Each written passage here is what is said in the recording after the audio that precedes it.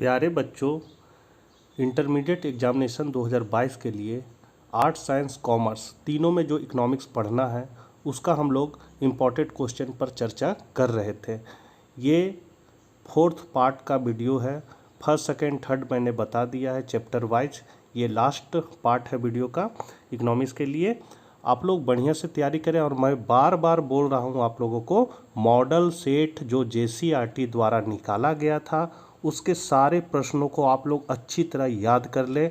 और किसी तरह का कन्फ्यूजन हो तो आप मुझे व्हाट्सएप पर या फिर मेरे टेलीग्राम पर कमेंट करके क्वेश्चन को पूछ सकते हैं, मैं ज़रूर बताऊंगा। अब हम लोग कुछ महत्वपूर्ण प्रश्नों को भी देख लेते हैं। शुरू करने से पहले आपसे निवेदन है कि अपने चैनल इकोनॉमिक्स प्लस पर नए हैं तो चैनल को सब्सक्राइब करके बेल आइकन को दबा दें और ज़रूरतमंदों को वीडियो ज़रूर शेयर करें। तो चलिए हम लोग आज कुछ नया सीखते हैं। चैप्टर है उत्पादन और लागत से। पहला क्वेश्चन है, अल्पकाल में साधनों में कोई परिवर्तन नहीं होता। तो कौन साधन में? तो स्थिर साधन में कोई परिवर्तन नहीं होता। दूसरा है, आधुनिक अर्थशास्त्र ने परावर्ती अनुपात नियम के नियम का प्रतिपादन किया है। तीसरा है, कुल उत्पादन परिवर्तनशील साधन की इकाई निम्न सत्र को हल करने में उपयोगिता, तो औसत उत्पाद को।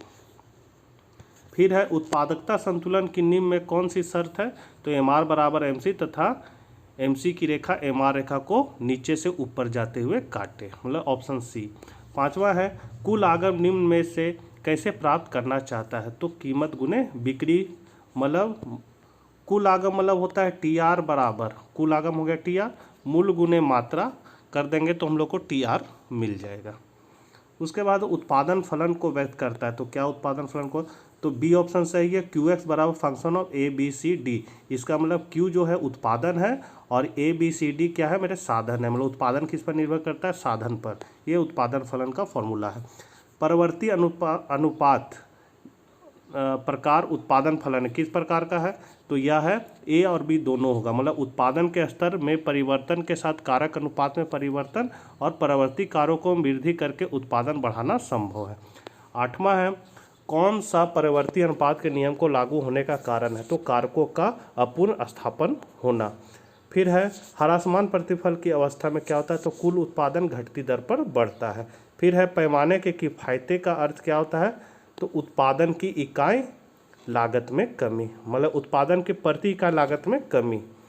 11 है, निम्नलिखित में कौन सी वांछित किफायतें हैं? तो इनमें से कोई नहीं। अल्पकालीन उत्पादन की दशा में एक विवेकशील उत्पादन किस अवस्था में उत्पादन करना पसंद करेगा? तो वो हमेशा द्वितीय अवस्था में उत्पादन करना पसंद करेगा।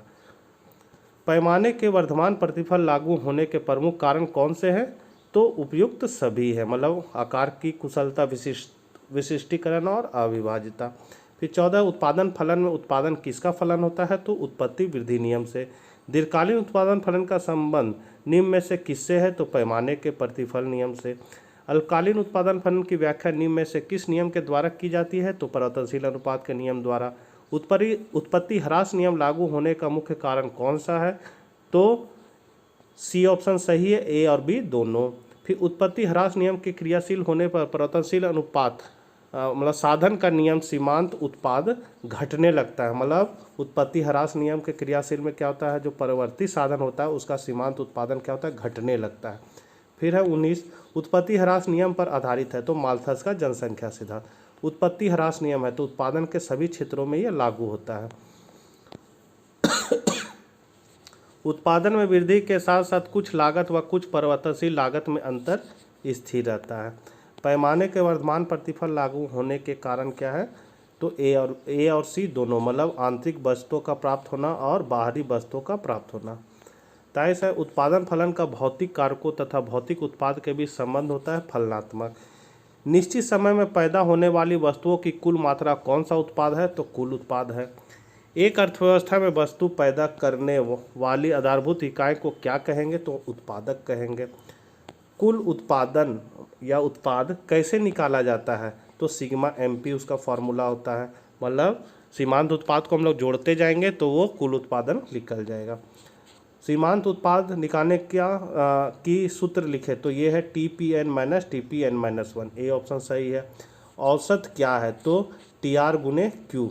माने कुल को हम लोग उत्पादित इकाई से भागा लगाएंगे तो वो औसत निकल जाएगा। सीमांत आय क्या है? तो सीमांत आय का फॉर्मूला होता है डेल्टा टी आर बट्टा डेल्टा क्यू। पूर्ण प्रतियोगिता में कौन स्थिर रहते हैं? तो ए आर तथा एम आर। पूर्ण प्रतियोगिता के अंतर्गत क्या होता है? तो कीमत बराबर ए आर बराबर एम आर होता है। फिर निम्न में से किस स्थिति में एम आर ऋणात्मक हो सकता है? तो जब ए आर घट रहा हो। जब सीमांत आगम शून्य होती है तब कुल आगम अधिकतम होती है। जब कुल आगम टी आर समान दर पर बढ़ती है तब सीमांत आगम एम आर होनी चाहिए, क्या होनी चाहिए? स्थिर होनी चाहिए।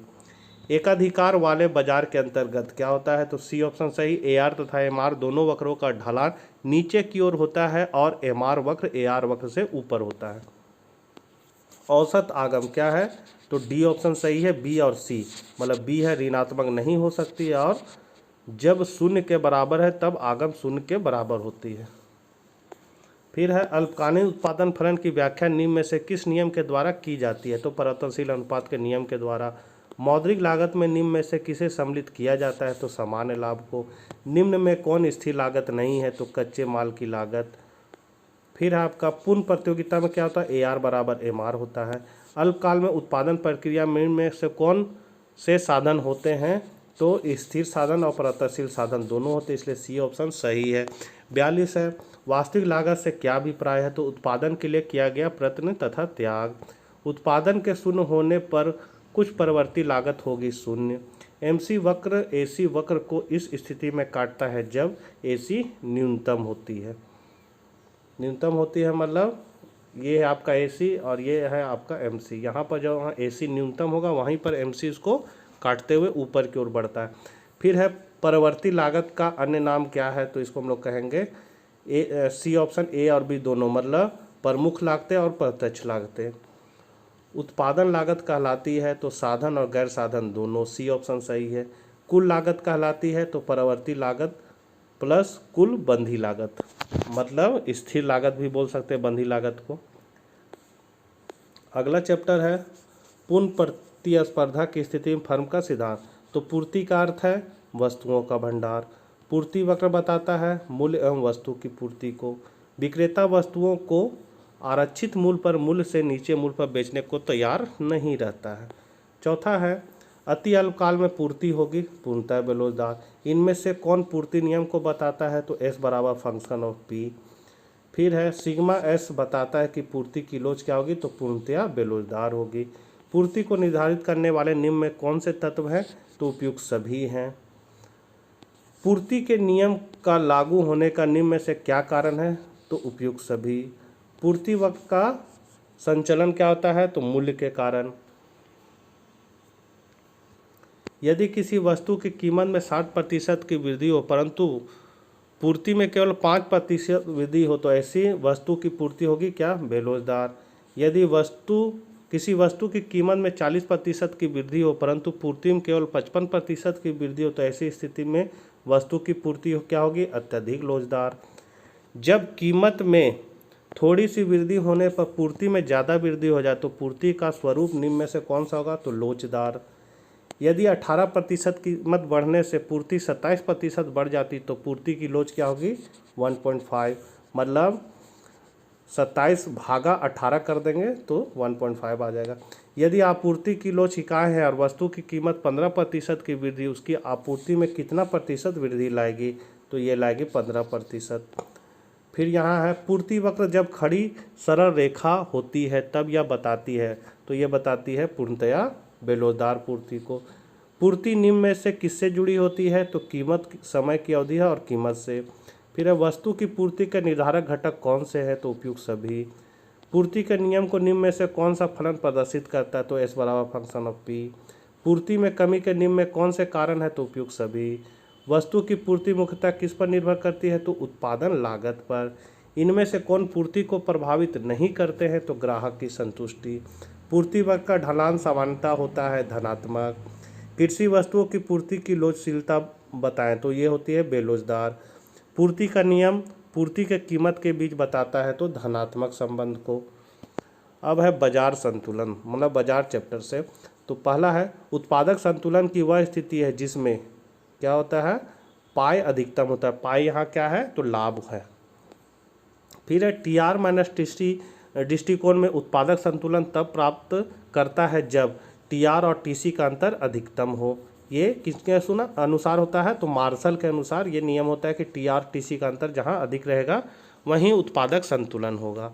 फिर है एम आर बराबर एम सी दृष्टिकोण में उत्पादक संतुलन तब प्राप्त करता है जब क्या हो? तो एम आर बराबर एम सी भी होना चाहिए, जिसको हम लोग आवश्यक शर्त करते हैं, और पर्याप्त शर्त में एम सी वक्र एम आर वक्र को नीचे से ऊपर जाते हुए काटें।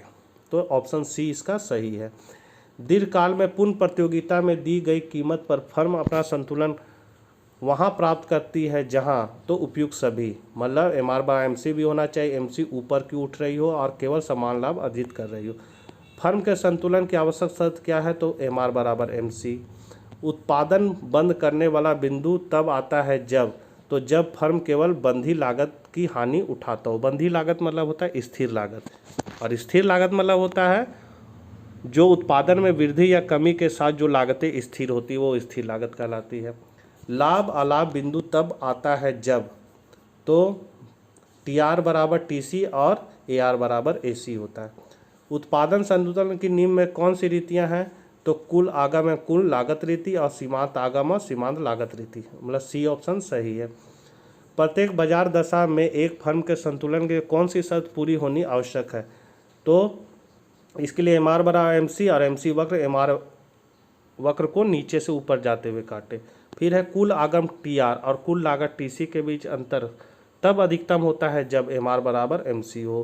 फर्म संतुलन की स्थिति में तब होती है जब सीमांत लागत बढ़ रही हो।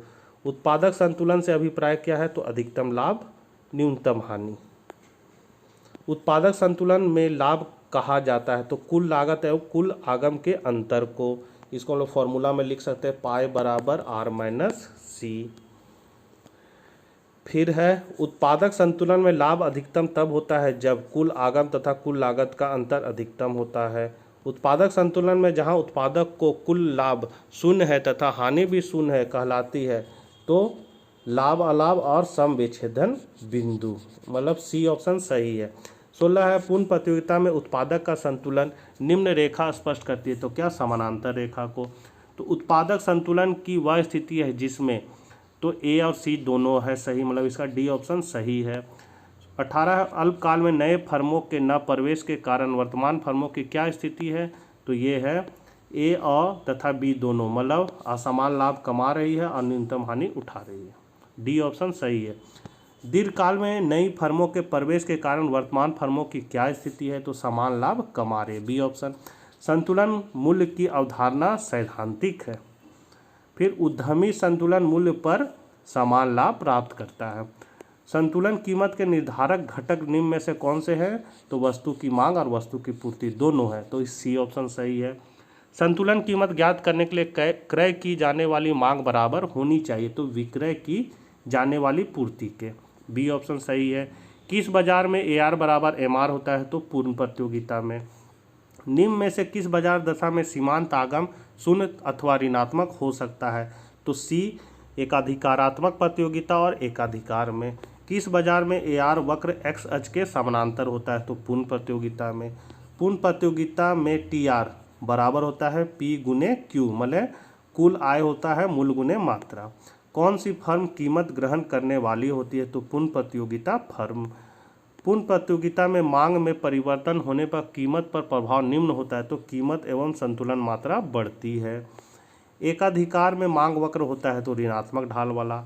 एकाधिकारी होता है तो कीमत निर्धारक। विक्रय बढ़ाने को एकाधिकारी को कीमत करनी होगी तो कम। मांग एवं पूर्ति की शक्तियों से कीमत निर्धारण प्रतिपादित किया किसने? मार्शल ने। एक उत्पादक वहाँ संतुलित होता है जहाँ पर उसे अधिकतम लाभ मिले, बी ऑप्शन सही है। जो हरा दिख रहा है वही सही है और जहाँ गलत रहेगा वहाँ हम बताएंगे।